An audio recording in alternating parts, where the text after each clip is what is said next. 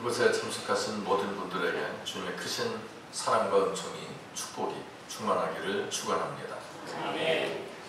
하나님의 백성은 신앙을 힘입어야 하나님의 복이 임한다는 것을 잘 알고 있습니다. 하나님의 백성들에게도 은혜를 입고 살아가지만 어려움이 있을 수 있습니다. 그리고 하나님의 약속을 굳게 붙잡는 심령에 하나님의 은혜가 함께함을 우리는 잘 알고 있습니다. 애굽의 총리였던 요셉의 영향으로 이스라엘 백성들이 애굽에 거할 때에는 생육이 많아서 온 땅에 가득하게 되었다라고 출애굽기 1장 7절을 말씀합니다.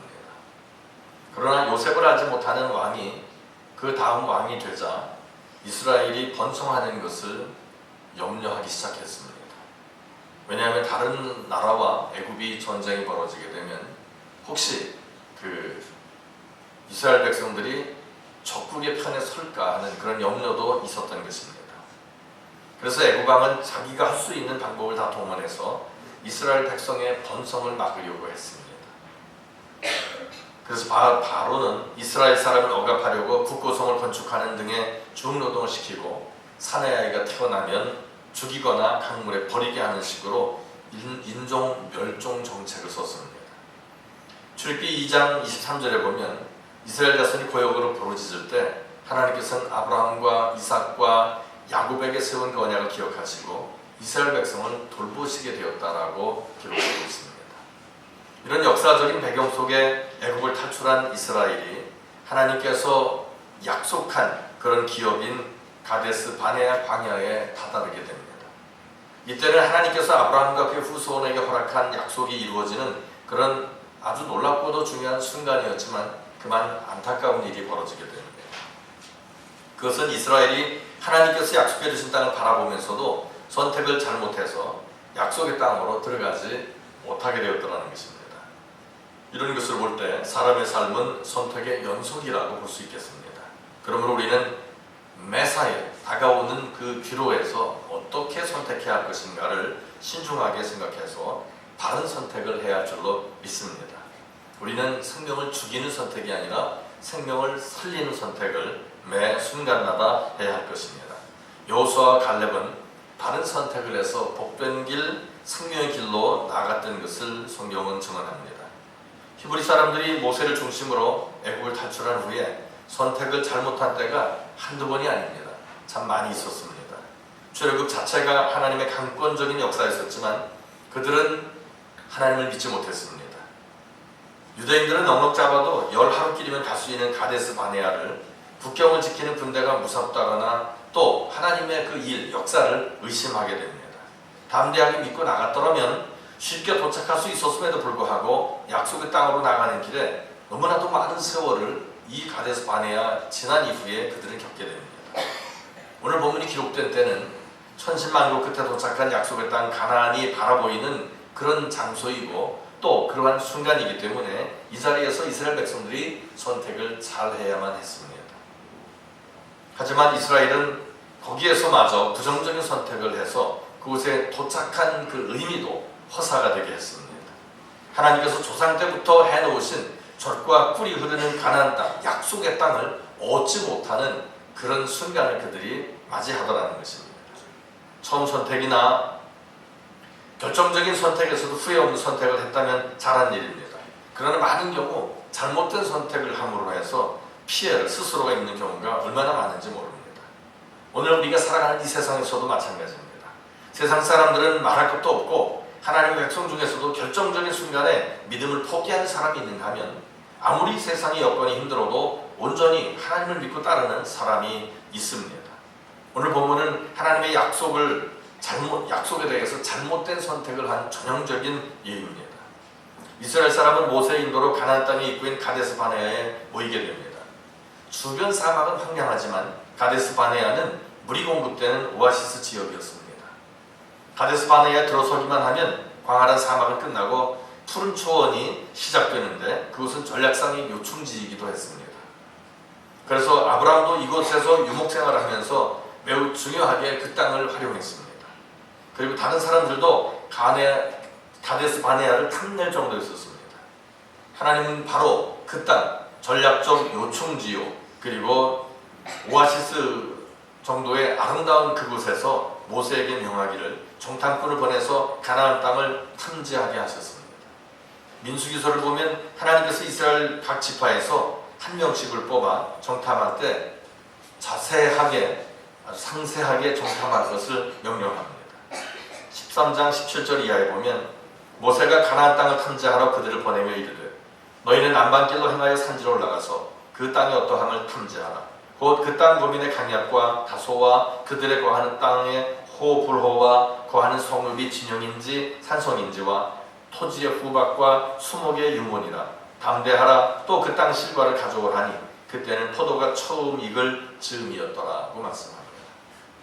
이렇게 파견된 정탐꾼 12명은 40여일간의 땅을 정탐하고 회중이 모여있는 가데스 바네아로 도착하게 됩니다. 그곳에서 이스라엘은 약속의 땅 가나안을 눈으로 경험하게 됩니다. 무슨 이야기냐면 2명이 포도송이 하나씩 꿰가지고 왔더라는 거죠. 그러니까 그 엄청난 포도송이 그런 것이 나는 그 놀라운 땅이라고 하는 것을 그들은 눈으로 보게 되는 것입니다. 정탐꾼들이 가져온 가나안 산지의 포도송이를 보여주면서 그들은 그렇게 말합니다. 과연 하나님께서 아브라함 때부터 우리에게 약속하신 그 땅은 젖과 꿀이 흐르는 땅이라 할 정도로 기름지고 풍성한 땅이라고 합니다. 그때 백성들은 아주 놀랍고도 기뻐합니다. 하지만 젖과 꿀이 흐른다고 할 정도의 좋은 땅이면 분명하지만 그것은 이미 거인족 속인 아낙 자손들이 차지하고 있었기 때문에 이제 그것을 우리가 넘볼 수가 없노라.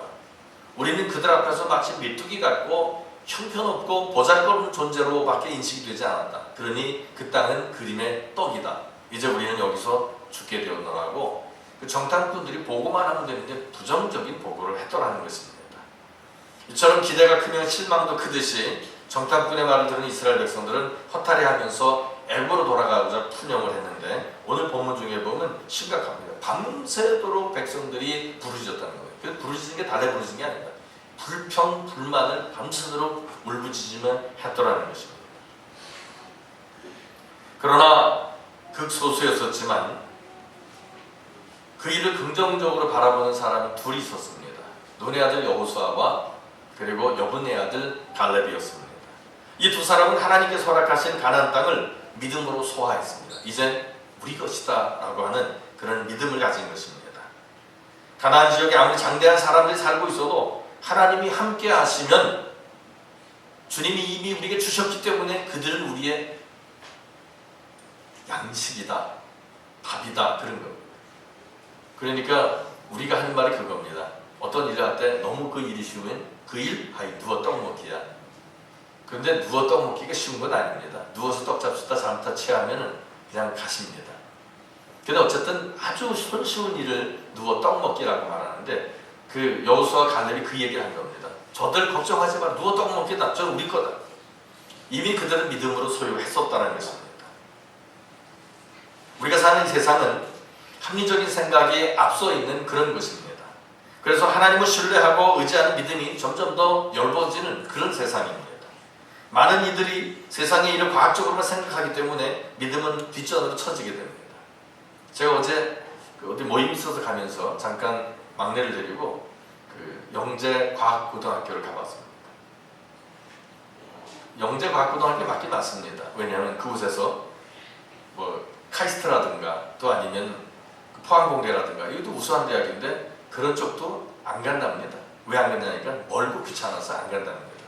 서울대 아니면 연고대인데 그 서울대에 1년에 80명씩 들어가고 그 나머지가 연고대에 가는데 그 나머지 학생들이 아깝다 이렇게 말하는 그런 그 주임 선생의 이야기를 들었습니다. 그런데 그 선생님은 믿음이 좋은 사람입니다. 주의 은혜라는 말을 이렇게 기꺼이 씁니다. 대부분 과학이라고 하는 그런 어떤 것을 가지고 있는 사람들은 그 주님에 대한 신앙을 인정하지 않으려고 하는 경향이 없지 않아 있습니다. 그런데 그분의 그 전공 과목이 뭐냐면 그 지구 물리학입니다. 그러니까 우주 천체나 이런 땅에 대해서 별들에 대해서 연구하다 보니 망원경으로 천체를 바라보면 주님의 그 오묘하심을 발견할 수밖에 없는 것입니다. 그 모든 것들이 거저 생겼다라고 자연적으로 생겼다는 걸 믿을 수 없기 때문에 그러하다. 왜냐하면 너무나도 규칙적이라는 겁니다. 이 소시계가 돌아가는 것 이상으로 너무나도 규칙적인 그 세계가 바로 천체입니다. 질서가 없다면 서로 부딪혀가지고 난리가 나고 하루아침에 없을 텐데 이 세상은 아름답게 유지 보존되고 있습니다. 그러니 관리하신 분이 있다는 것도 믿어지는 것일 겁니다. 우리는 과학의 신앙을 덮어버릴 만한 어지러운 시대에 살아가고 있기 때문에 이럴 때일수록 믿음의 사람이 더 한층 요구되어진다는 것을 우리는 인식해야 합니다. 그러므로 하나님의 백성으로 부름받은 우리들은 하나님을 전폭적으로 믿고 의지해서 하나님이 예정하신 약속을 이뤄내는 사람이 되어야 할 것입니다. 사도행전 2장 21절에 보면 누구든지 주님의 이름을 부른 자는 구원을 얻으리라고 말씀합니다. 16장 31절은 주 예수를 믿어라 그리하면 너와 네 집이 구원을 얻으리라고 말합니다. 하나님은 모든 사람이 구원받기를 원하십니다. 그렇지만 하나님의 은혜를 사모하고 그 믿음 안에 거하는 사람에게만 하나님의 은혜가 함께 한다는 것을 우리는 기억해야 할 것입니다. 우리가 분명히 해야 할 것은 한 번 죄악을 청산하고 하나님의 품 안에 있다면 다시 죄악을 동경하면 아니 된다는 것입니다. 오늘 본문이 바로 그런 이야기를 하고 있는 것입니다. 그런데 제가 늘 말씀드리지만 성경의 이야기는 과거에 있었던 사람들의 이야기로 그쳐지는 것이 아니라 오늘 사는 나에 관한 이야기라는 겁니다. 내가 그러하더라는 겁니다. 신앙을 들고 나서도 세상을 자꾸 그리워하고 그래서 주님 섬기기를 게을리하는 이런 모습, 그리고 죄악과 타협하면 안 되는데 자꾸 죄악과 타협하는 우리의 모습을 여실히 보여주고 있다고 하는 것입니다. 한 번 하나님의 뜻대로 살겠다고 맹세한다면 하나님께서 복 주시기 위한 그런 연단을 극복해서 다시는 죄악에 빠지는 사람이 없어야 할 것으로 믿는 것입니다. 주님 나라 그 천국의 입구에서 거기서 결정이 된다면 그 얼마나 비참하겠습니까? 입성 자체가 고부된다면 얼마나 비참하겠습니까? 영원한 멸망에 빠지게 된다는 것은 있을 수 없는 것입니다. 오늘 본문에서 이스라엘은 연단의 기간을 참지 못해서 하나님의 계획을 쉽게 포기하게 됩니다. 그리고 사람의 방법을 앞세우는 것을 우리는 오늘 볼 수 있었습니다. 하나님의 방식보다 옛날 죄악의 방식을 따르자 그런 이야기입니다. 그러나 하나님을 믿는 신앙의 사람은 달랐습니다. 눈의 아들 여호수아와 여분의 아들 갈렙은 자기 옷을 찢었습니다. 그리고 이스라엘 백성들을 진정시킵니다. 그들도 정탐꾼의 일원이었습니다. 똑같이 보았습니다. 그러나 다른 사람은 저것은 저들의 것이 우리 것이 아니라고 했지만 이 두 사람은 아니다, 저들의 것이 아니라 우리의 것이다 라고 증언했습니다. 그들은 하나님의 약속을 확신했습니다. 하지만 많은 사람들이 우리가 또 다른 지도자를 세우고 이제 우리 애국으로 돌아가자 이렇게 말할 때 자신들의 옷을 찢습니다. 그리고 그것이 아니다, 저들의 판단은 잘못된 것이다, 이건 믿음으로 해야 될 일이지 인간적인 지혜나 인간적인 판단 가지고 할 일이 아니다라는 그런 외침을 합니다. 저들은 우리의 밥이다, 우리가 저들의 밥이 아니고 저들은 우리의 밥이다라고 말합니다. 갈렙은 우리가 올라가서 그 땅을 취하자, 우리가 능히 이길 것이다, 하나님 우리에게 주셨다라고 외쳤습니다. 하나님의 믿음으로 그 땅을 바라본 자에게만 은총이 허락되는 것을 오늘 본문은 증언하고 있습니다. 후일 주님께서 이 두 사람에게 이렇게 말씀합니다. 갈렙은 그 마음이 그들과 달라서 나를 온전히 쫓았은 즉 그에 갔던 땅으로 가서 그 땅을 차지하리라 라고 약속하셨습니다. 이제 2014년이 시작된 지 얼마 안 됐습니다. 어떤 계획들이 있으실 것입니다. 그 계획을 주님이 주신 것으로 믿고 기도하면서 성취할 수 있기를 주의 이름으로 축복합니다. 지내봐야 할지 이런 것은 옳은 생각이 아닙니다. 열심히 살아서 주님이 허락하신 성취감을 맛볼 수 있기를 축복합니다. 갈렙처럼 하나님을 순종하는 사람은 반드시 복을 받을 것입니다.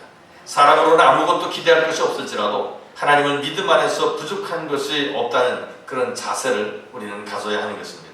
주님을 온전히 믿는 사람은 내게 능력 주신 자 안에서 내가 모든 것을 할 수 있다는 그런 확신으로 사는 사람이 될 것입니다. 갈렙의 이름의 뜻은 좀 그렇습니다. 그 이름의 뜻을 직역하면 개라는 뜻이 있습니다. 왜 자식의 이름을 개라고 줬는지 알 수는 없습니다만 어쨌든 좋지 않은 그런 이름을 가지고 있습니다. 이렇게 갈렙의 이름에서도 알 수 있듯이 갈렙은 천한 신분의 사람이지만 갈렙은 자신의 불리한 점에도 하나님 믿는 신앙이 있었습니다. 오늘도 약속의 땅을 향해서 가는 사람 중에는 모세처럼 지도자나 신분이 높은 사람들도 있긴 있습니다. 하지만 대부분의 사람들은 애굽에서 노예된 상태를 벗어난 천한 사람들, 보통 사람들일 경우가 많이 있습니다. 왜냐하면 복음은 가난한 자들에게 전달되기 때문에 그러하다는 것입니다. 인생을 순례길로 보면 노인도 있고 어린아이도 있습니다. 남자도 있고 여자도 있습니다. 여러 종류의 사람들의 신분고하를 막론하고 물질이 있음도 없음도 중요하지 않습니다. 이런 것들은 이 세상에서 분류하는 그런 기준이 될 것입니다. 우리의 기준은 예수를 믿느냐 안 믿느냐입니다. 이것은 영원한 생명을 얻게 되느냐 영원한 멸망에 떨어지느냐 그것입니다. 우리는 인생들은 소멸이 아닙니다. 어차피 영원히 삽니다. 어차피 영원히 사는데 고통 속에서 보내게 되냐 우리의 죄값으로 죄 씻음 받을 수 있는 길은 오직 예수밖에 없습니다. 왜냐하면 이 세상에 다른 사람을 위해서 목숨 버려 피 흘려서 그 죄를 사해준 사람이 없습니다. 오직 예수만이 모든 죄를 없애기 위해서 십자가에 매달려 죽으셨습니다. 그래서 그의 피가 우리를 모든 죄로부터 깨끗하게 하시는 것입니다. 피 흘림이 없이는 죄 사함이 없다고 말씀했습니다. 우리는 우리 위해서 피 흘리신 예수를 믿는 것입니다. 누구든지 예수님은 나의 구세주이십니다 라고 외치기만 하면 그는 이미 예수 그리스도의 놀라운 은혜를 덧입게 되는 것이고 구원받은 백성이 되는 것입니다. 그리고 나면 이제 하늘의 시민으로서의 이 땅에서의 그런 보너스의 삶을 사는 것입니다. 그래서 우리는 살아서 주를 믿는 자는 영원히 죽음을 보지 않는다는 말씀처럼 영원한 생명으로 들어가는 것입니다. 그러나 이 땅에서 육신대로 사는 사람, 죄와 악하더불어 짝하는 사람들은 육신의 삶 살다가 그대로 가기는 갑니다. 어차피 이 땅에서 살던 삶이 지저분한 삶이기 때문에 그곳으로 갈 수밖에 없다는 것입니다. 영원한 그 세월이라고 표현하는 좀 그렇습니다. 영원의 때를 어디서 보낼 것인가 라는 아주 놀랍고도 깊은 생각이 이 시간 우리 모두에게 주어지시기를 축복합니다. 우리는 하나님은 믿는 사람에게 가나안 족지를 약속하심을 우리는 깨달아야 합니다. 그리고 믿는 사람에게 요구되는 것은 온전한 순종입니다. 하나님을 믿고 순종하는 중에 약속된 가나안 복지는 우리에게 있어서 꿈이 아닙니다. 미래가 아니라 현실이 될 것입니다.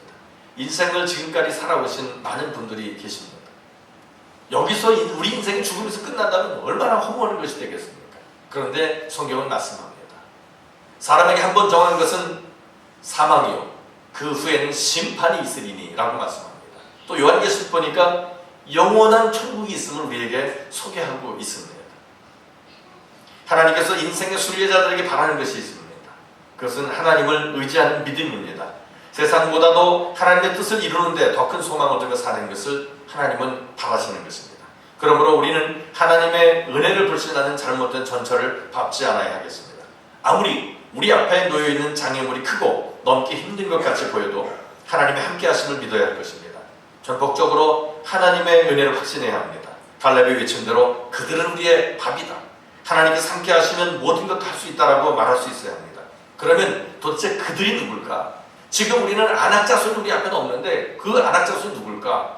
바로 그것은 우리가 천국으로 가는 그 길을 가로막는 영적인 가나안으로 가는 그 길을 가로막는 우리 속에 들어있는 그 거인족 바로만 자아입니다. 우리 자아를 뛰어넘고 정복하고 다스려야 합니다. 우리 주님께서 다윗에게 말씀하셨습니다. 죄의 소원은 내게 있을지라도 너는 다스려라 그랬습니다. 정복하고 다스려야 합니다. 이 자아가 우리를 어두운 길로 끌려가기 때문에 그렇습니다.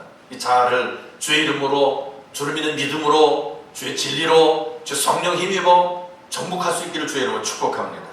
하나님께서 우리에게 허락하신 삶의 공간에서 하나님의 뜻을 찾기를 소원하면서 하나님의 뜻을 순종해서 주님 공급하신 힘으로 주님께서 허락하신 복된 자리에 들어가는 아주 놀랍고도 은혜스러운 하나님의 자녀들 될 수 있기를 주의 이름으로 축원합니다. 아멘. 오늘 말씀은 제가 15분 증거했습니다. 이제 축도 마치고 나면 자리에서 움직이지 마시고 공동회의입니다. 좀 늦은 감이 있지만 2014년 예결산을 결정해야 될 그런 순간입니다. 모두가 빠지지 마시고 참석하셔서 의결하고 난 뒤에 식당으로 가는 그런 귀한 덕이 있으시기를 바랍니다. 기도합니다. 거룩하신 아버지 감사합니다. 그들은 우리의 밥이다. 넘지 못할 산이 믿음 안에서는 없음을 저희들에게 알게 하셨습니다. 가장 큰 문제가 바로 우리 속에 들어있는 안악자손임을 알게 하셨사오니 우리가 능히 정복하고 다스릴 수 있음을 믿게 하셨사오니 이제 기도하며 승리의 길로 나아가 하나님께 영광을 돌리는 복된 우리의 삶이 되게 하여 주시옵소서. 주 예수님 이름으로 감사하며 기도 올립니다. 아멘.